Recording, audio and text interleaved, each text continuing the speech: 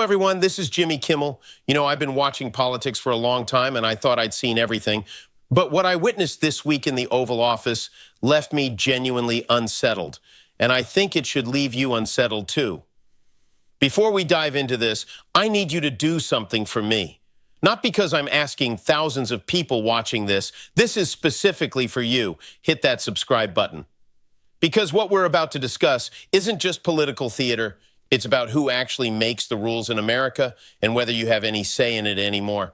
When you subscribe, you're telling me you want to keep having these conversations that matter. So please, right now, just click that button. Now, let me tell you what happened on December 11th that has me so concerned.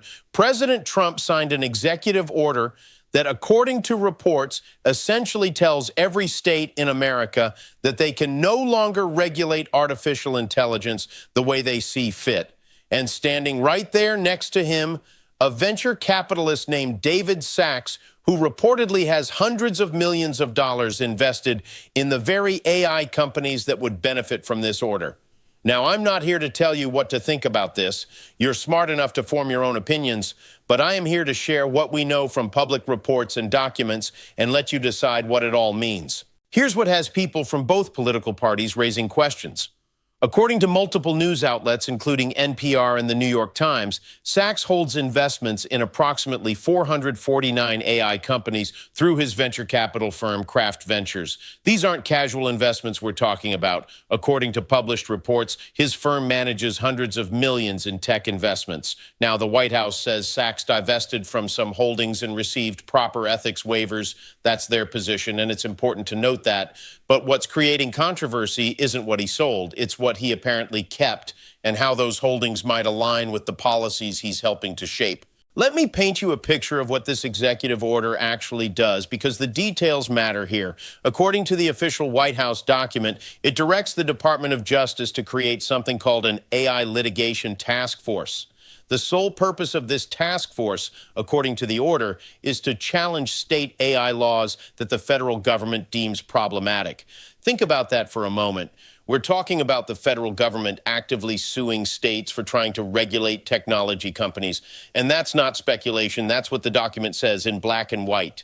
But here's where it gets really interesting. The order also gives the Commerce Department the power to withhold federal broadband funding from states that don't comply. According to CalMatters, California alone has $1.8 billion in federal broadband funding at stake. That's not pocket change. That's funding that was supposed to bring internet access to more than 300,000 people in rural areas. So we're looking at a situation where states might have to choose between regulating AI companies and providing internet access to their citizens. Now, you might be wondering, what exactly are these state laws that have the Trump administration so concerned? Well, let me give you some examples from the reporting. California has passed laws requiring AI companies to provide tools that help people identify deepfake images and videos. They've banned algorithms from artificially inflating prices. They've prohibited AI makers from blaming the technology itself when people get harmed. Colorado has passed laws aimed at preventing AI discrimination in hiring and lending. These don't sound like radical concepts to me. They sound like basic consumer protections. But according to the executive order, these types of regulations create what it calls a patchwork of rules that makes it too difficult for AI companies to operate efficiently. The order specifically mentions that having to comply with 50 different state regulations is burdensome for startups. And look, there's a legitimate policy debate to be had about federal versus state regulation. I'm not saying there isn't, but what's raising eyebrows is who's making this argument and who stands to benefit from it. Let me tell you something that really caught my attention in the research on this story. According to multiple reports, Sacks didn't just help craft this policy. He reportedly pushed for it aggressively, even when there was resistance from within the Republican Party itself. And that resistance is worth paying attention to because it's coming from some interesting places. Governor Ron DeSantis of Florida posted on social media that an executive order cannot legally preempt state laws. Only Congress can do that, he pointed out. Governor Spencer Cox of Utah said states must help protect children and families while America leads in AI. These aren't liberal Democrats we're talking about. These are Republican governors who are questioning whether this approach makes sense. And it's not just governors. According to NPR's reporting, there's pushback coming from within Trump's own movement. Steve Bannon, the former White House chief strategist, has reportedly been lobbying against Sachs' policies. Bannon's argument, according to the reporting, is that Sachs is focused solely on the tech industry's growing dominance with no regard for public safety. Bannon apparently told NPR that there are 10 times more regulations to open a nail salon than to develop what he called one of the most dangerous technologies ever invented. Now, that's a fascinating split, and it tells us something important about what's happening here. This isn't just Democrats versus Republicans. This is a fight within the conservative movement about who gets to call the shots when it comes to technology policy. On one side, you have traditional conservatives who believe in states' rights and are suspicious of big tech companies. On the other side, you have what some people call the tech-friendly wing, represented by figures like Sachs, who argue that aggressive regulation will hurt American competitiveness. Here's what makes this particularly noteworthy. According to the New York Times investigation, Sachs's influence extends well beyond just this one executive order. The reporting suggests he's played a role in other policies that could benefit his investments. For example, he reportedly pushed for the lifting of restrictions on NVIDIA chip sales, and according to the Times, he even flew to the Middle East to broker a deal selling 500,000 American AI chips to the United Arab Emirates. Now, the White House's position is that all of this is above board, that Sachs followed proper ethics procedures, and that these policies serve America's national interests. But the timing and the financial stakes involved are what have ethics experts asking questions. Professor Kathleen Clark from Washington University, who studies government ethics, was quoted calling Sachs' ethics waivers sham documents that lack rigorous analysis. According to her assessment, they don't ensure that public policy is being made for public benefit rather than private gain. That's a serious charge from someone who specializes in this field. Now, Sachs and the White House strongly dispute this characterization. On his podcast, Sachs said he divested hundreds of millions of dollars in positions and that taking the White House job actually cost him money. That's his side of the story, and it deserves to be heard. But here's what I find most concerning about this whole situation. It's not necessarily any one policy or any one person. It's the pattern we're seeing emerge. We have a situation where the people writing the rules for emerging technologies often have significant financial stakes in those same technologies. And that creates what economists call a moral hazard. When the rule makers stand to profit from the rules they're making, how can we be sure those rules serve the public interest? Let's step back and look at the bigger picture here, because I think that's what really matters. Artificial intelligence is probably going to reshape our economy and our society in ways we can barely imagine. The decisions being made right now about how to regulate it or whether to regulate it at all will affect all of us for decades to come. These aren't abstract policy questions. They're going to determine whether AI helps create a more equitable society or makes existing inequalities worse. They're going to determine whether we have privacy protections or whether every aspect of our lives becomes data points for corporate algorithms. And here's the thing that should worry everyone, regardless of your political affiliation. When the regulatory framework for transformative technology is being shaped primarily by people who have massive financial investments in that technology, the incentives get distorted. Even if those people have the best of intentions, and I'm not suggesting they don't, the system itself creates pressure to prioritize industry interests over public interests. Now, I want to be clear about something. I'm not making accusations about anyone's motives or character. What I am pointing out is a structural problem. We have created a system where the expertise needed to understand complex technology often comes from people who have significant financial stakes in that technology. And we haven't figured out how to balance that expertise with genuine public interest advocacy. Think about what this means for democracy itself. If states can't regulate emerging technologies, and if federal policy is being shaped primarily by industry insiders, then where exactly do ordinary citizens fit into this equation when California voters elected representatives who passed laws requiring disclosure of AI training data? Were they wasting their time? When Colorado voters elected representatives who passed anti-discrimination laws, were those votes meaningless? The executive order essentially says yes, they were. I've been thinking a lot about what this reminds me of, and I keep coming back to the financial crisis of 2008.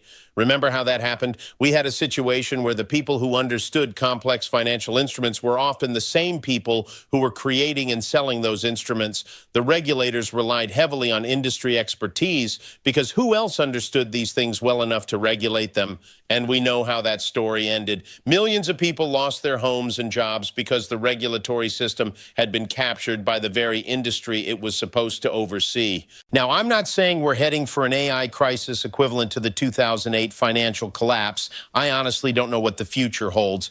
But I am saying that the warning signs look disturbingly familiar. We have complex technology that most people don't understand. We have regulators who rely heavily on industry insiders for expertise. And we have enormous amounts of money at stake for the people who are shaping the rules. What makes this even more complicated is that there probably are legitimate concerns about state-by-state regulation creating problems for innovation. If every state has different rules, it could genuinely make it harder for startups to scale their businesses. And if American companies are hindered by regulation while Chinese companies operate with fewer constraints, that could pose real national security risks. These aren't made-up concerns. They're real policy challenges that deserve serious consideration. But here's what bothers me about how this is being handled. Instead of having a transparent democratic debate about these trade-offs, we're seeing policy made through executive orders crafted by people with massive financial conflicts of interest. Instead of Congress doing its job and weighing the competing concerns, we're seeing the executive branch simply override state and local democracy. That's not how the system is supposed to work, regardless of what you think about the substance of the policies. Let me tell you what I think this is really about, because I believe there's something bigger happening here than just AI regulation. What we're witnessing is a fundamental shift in how American government operates. For most of our history, there's been a general principle that people with significant financial interests in an industry shouldn't be the ones making policy for that industry. That's why we have conflict of interest laws and ethics rules in the first place. But what we're seeing now is an argument that this principle is outdated. The argument goes like this: technology moves so fast and is so complex that only industry insiders have the expertise needed to govern it effectively. Therefore, we need to accept that the people making policy will often have financial stakes in the outcomes. And maybe that argument has some merit. Maybe the old ethics rules really are inadequate for governing emerging technology. But if that's the case, then we need to have an honest conversation about what we're giving up and what we're getting in return. We need to acknowledge that we're fundamentally changing how democracy works, and we need to put in place new safeguards to protect the public interest. What we can't do is just pretend that conflicts of interest don't matter anymore and hope for the best. Here's what I find most troubling about the current situation. According to the reporting, when concerns about conflicts of interest are raised, the response isn't to address those concerns substantively. Instead, the response is often to attack the people raising the questions. Sachs reportedly hired a law firm to make what the New York Times described as legally questionable demands that they abandon their story. That's not the response of someone who's confident in their ethical position. That's the response of someone who wants to change the subject. And that brings me to something that I think everyone watching this should understand. The freedom of the press to investigate and report on government officials isn't just some abstract principle. It's one of the most important safeguards we have against corruption and abuse of power. When government officials try to intimidate journalists or pressure them not to publish stories, that should set off alarm bells for all of us. It doesn't matter whether you like the particular officials involved or agree with their policies. The principle is bigger than any individual case. I want to talk for a moment about what this means for children and families, because that's often where these technology debates get most personal. According to the reporting, one of the types of state laws that might be challenged under this executive order are laws designed to protect children from AI harms. Now, the White House has said they won't challenge child safety laws, but the executive order itself is written broadly, and it's not entirely clear where the lines will be drawn. Think about this from a parent's perspective. You've got states like California trying to require that AI companies provide tools to identify deepfake images and videos. That's not an abstract policy question if you're worried about your teenager being exposed to fake explicit images created with AI. You've got states trying to prevent AI discrimination in hiring. That's not abstract if you're worried about your kid being rejected from jobs by biased algorithms. These state laws exist because real people with real concerns ask their elected representatives to do something about emerging problems. And now we're telling them that those concerns might not matter because they conflict with the needs of the AI industry. What's particularly frustrating is that there are probably smart ways to address the legitimate concerns on both sides of this issue. We could have federal legislation that sets minimum standards for AI safety and transparency while allowing states to go further if they choose. We could have regulatory frameworks that adapt quickly to technological change while still protecting consumers. We could have ethics rules that allow government to benefit from industry expertise while preventing financial conflicts of interest from distorting policy. But getting to those solutions requires good faith engagement from all sides, and it requires putting the public interest first. Instead, what we're seeing looks more like a power grab by one industry to eliminate the democratic constraints on their operations. And the people leading that effort stand to profit enormously if they succeed. That might not be how they see it. They might genuinely believe they're serving the national interest. But from the outside, it's hard to see how the public benefits from having AI policy made primarily by people who have hundreds of millions of dollars invested in AI companies. Let me ask you a question that I think gets to the heart of this issue. If you were designing a system to govern emerging technology in the public interest, would you put people with massive financial stakes in that technology in charge of writing the rules? Would you give them the power to override state and local governments that try to impose different rules? Would you allow them to continue profiting from their investments while they're making policy? I don't think most people would answer yes to those questions, but that's essentially what we have right now. And here's what makes this particularly dangerous. Once these precedents are set, they're very hard to reverse. Once we accept that industry insiders should be making policy for their own industries, it becomes the new normal. Once we accept that executive orders can override state democracy when it comes to technology regulation, that becomes the template for future administrations.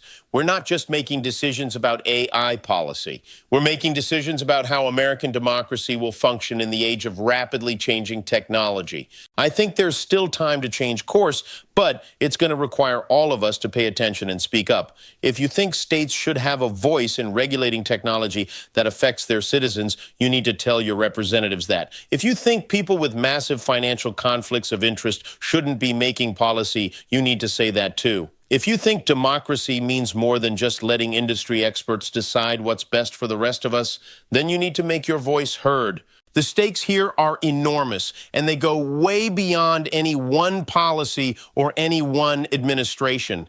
We're deciding what kind of country we want to be in the age of artificial intelligence. Do we want to be a country where technology serves the public interest, or a country where the public interest serves technology? Do we want democratic institutions to have a meaningful role in governing emerging technology, or do we want to hand that responsibility over to the people who stand to profit most from it? These aren't easy questions, and there aren't simple answers, but what I do know is that we can't afford to ignore them or assume that someone else will figure them out for us. The future of American democracy might literally depend on how we handle the intersection of technology and governance, and right now, it's not clear that we're handling it very well. So keep asking questions, keep demanding transparency, keep insisting that your voice matters in decisions that affect your life. Because if we don't, we might wake up one day to discover that democracy has become just another industry to be disrupted, and that the people with the most money get to decide what replaces it. Thanks for watching. Subscribe if you haven't already, and I'll see you next time. These conversations matter more than ever, and I'm glad you're part of them.